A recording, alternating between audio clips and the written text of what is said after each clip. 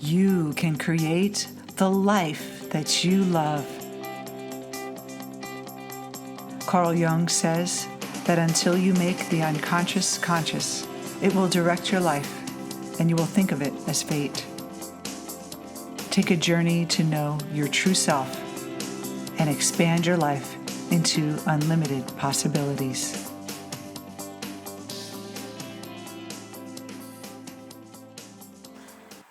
Hello everyone, welcome to Debbie and Dr. Rob.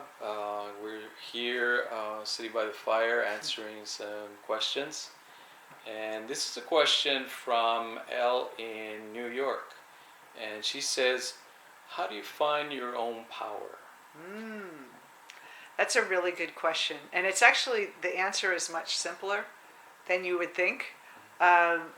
Really, just think about this. To find your own power, you have to look within. And people that do not feel like they're in their power are constantly looking outward in the world to find peace, to find a sense of self-love, a sense of belonging, all those reinforcements of their ego outside and externally.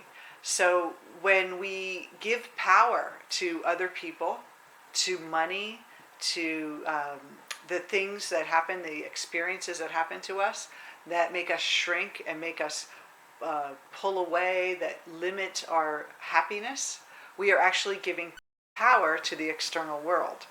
But the truth is that we are a divine intelligence. We are that power already. It's just that what I call, we have spiritual amnesia. We forget who we are. We think we're this little ego, and the ego tends to look outward and look for things to make it happy and survive out there.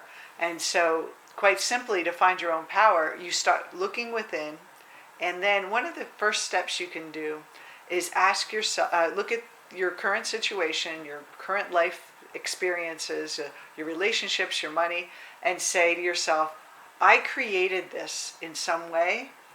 Whether I was conscious of it or not, I take responsibility. Now, this isn't to blame yourself, but as you take responsibility, you're reclaiming your power. You're saying, if I created this, I can create something else. And that is the fastest, easiest way to regain your power. Now, I do want to say that a lot of people, when we say this, they turn to blame themselves. Instead of blaming the world, then they start blaming themselves. And this is not the right approach. What we want to do is we want to acknowledge that there's a powerful force within us to create, and that we're not conscious of it all.